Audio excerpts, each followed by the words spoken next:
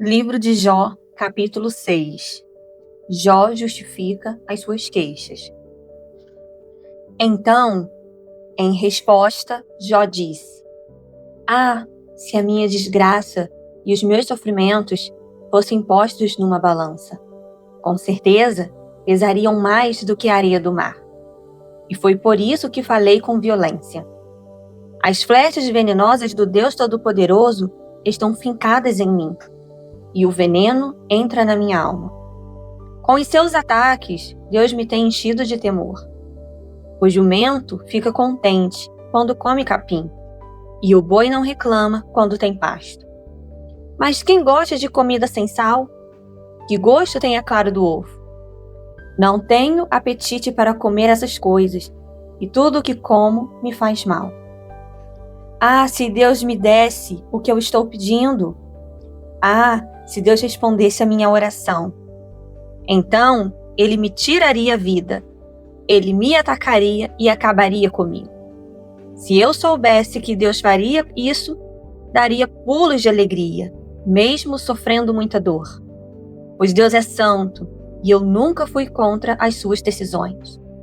Onde estão as minhas forças para resistir? Por que viver se não há esperança?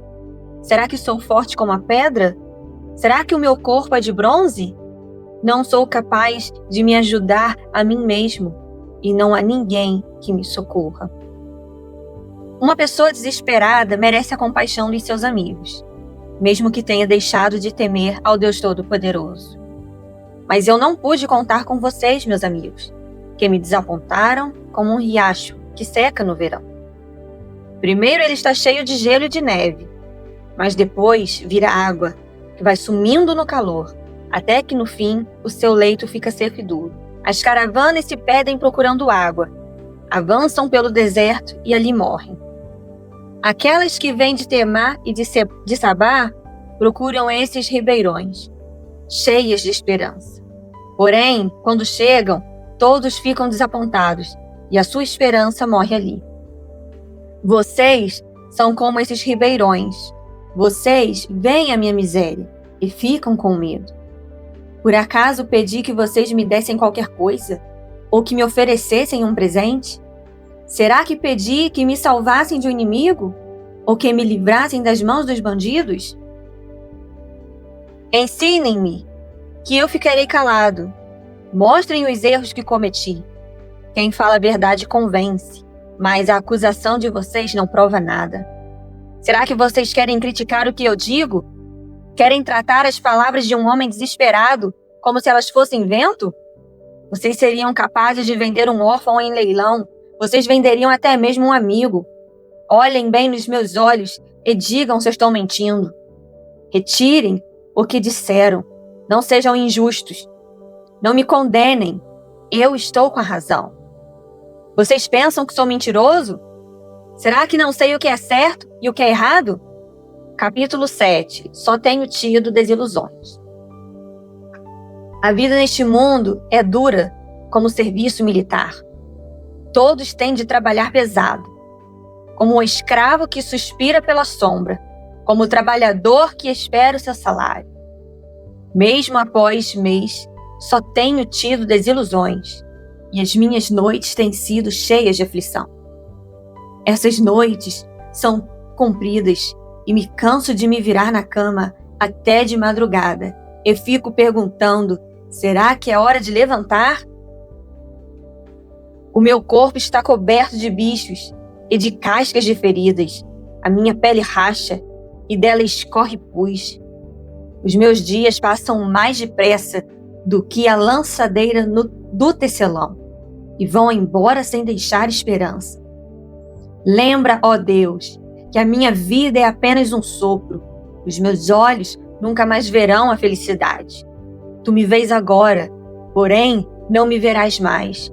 Olharás para mim, mas eu já terei desaparecido. Como a nuvem que passa e some, assim aquele que desce ao mundo dos mortos nunca mais volta, e ele não volta para casa. Ninguém lembra mais dele. Por isso, não posso ficar calado. Estou aflito, tenho de falar. Preciso me queixar, pois o meu coração está cheio de amargura. Será que eu sou o mar ou algum monstro do mar para que fiques aí me vigiando? Quando penso que na cama encontrarei descanso e que o sono aliviará a minha dor, então me espantas com sonhos e com pesadelos me enches de medo. Eu prefiro ser estrangulado. É melhor morrer do que viver neste meu corpo. Detesto a vida, não quero mais viver. Deixa-me em paz, pois a minha vida não vale nada.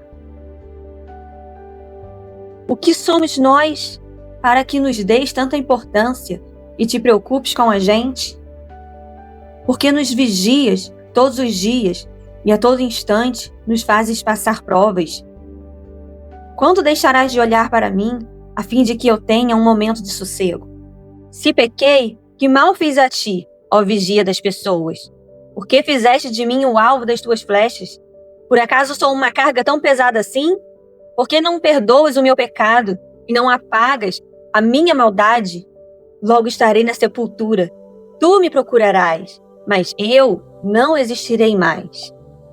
Capítulo 8 de Jó, primeira fala de Bildade.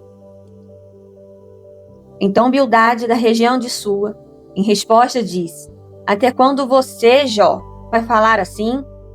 Até quando as suas palavras serão como um vento forte? Será que Deus torceria a justiça? Será que o Todo-Poderoso faria o que não é direito? De certo, seus filhos pecaram contra Deus, e Ele os castigou como mereciam. Corrigindo o versículo 4. De certo, os seus filhos pecaram contra Deus, e Ele os castigou como mereciam. Agora volte para Deus e ore ao Todo-Poderoso. Se você é mesmo puro e honesto, Deus virá logo ajudá-lo e lhe dará de novo o lar que você merece. A riqueza que você perdeu não será nada comparada com o que Deus lhe dará depois. Faça perguntas aos nossos antepassados. Aprenda com a experiência deles. Pois nós nascemos ontem e não sabemos nada. Os nossos dias na terra passam como a sombra. Deixe que os nossos antepassados falem a você e o ensinem.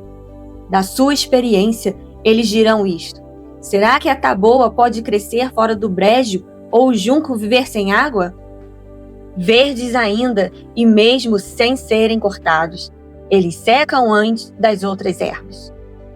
Assim acontece com os que esquecem de Deus. Assim, dá em nada a esperança dos maus. A segurança deles é um fio de linha. A sua confiança é como uma teia de aranha. Eles se apoiam na teia, mas ela não aguenta. Agarra o fio, mas não conseguem ficar de pé. Os maus crescem como ervas ao sol, que se espalham pelo jardim. As suas raízes se enroscam nas pedras, se agarram nas rochas. Mas se alguém as arranca, ninguém vai nem saber que estiveram naquele lugar. É nisso que dá a vida alegre dos maus. Chegam outras pessoas e tomam o lugar deles. Esteja certo de que Deus não abandona as pessoas honestas, nem dá a mão para ajudar os maus. Ele fará você rir de novo e dar gritos de alegria. Mas os seus inimigos vão viver na confusão, e as casas dos maus serão destruídas. Capítulo 9. Resposta de Jó. Quem se atreve a discutir com Deus? Então, em resposta, Jó disse: Eu sei muito bem que as coisas são assim. Mas como é que uma pessoa pode provar a Deus que ela está com razão? Quem se atreve a discutir com Deus, ele pode fazer 1000 perguntas a que ninguém é capaz de responder. A sua sabedoria é profunda e o seu poder é grande. Quem pode desafiá-lo e vencer? Sem aviso, ele muda de lugar os montes e na sua ira os destrói. Deus manda terremotos e o chão treme. Ele abala as colunas que sustentam a terra. Deus dá ordem e o sol nasce. Ele apaga a luz das estrelas. Deus sozinho estendeu o céu. Ele pisou sobre as costas do mar. Deus criou as estrelas em grupos. A ursa maior as 3 Marias e as 7 cabrinhas. E fez também as estrelas do sul. Deus faz coisas grandes e maravilhosas, e os seus milagres não têm fim. Deus passa perto de mim, e eu não vejo. Ele vai andando e eu não percebo. Se Deus quer ficar com alguma coisa, quem pode impedi-lo? Quem se atreve a perguntar: o que estás fazendo? Deus não volta atrás na sua ira. A seus pés caem derrotados, os aliados do monstro Raabe. Quem sou eu, então, para responder a Deus? Onde vou achar palavras para discutir com Ele? Ainda que eu tivesse razão, eu não responderia.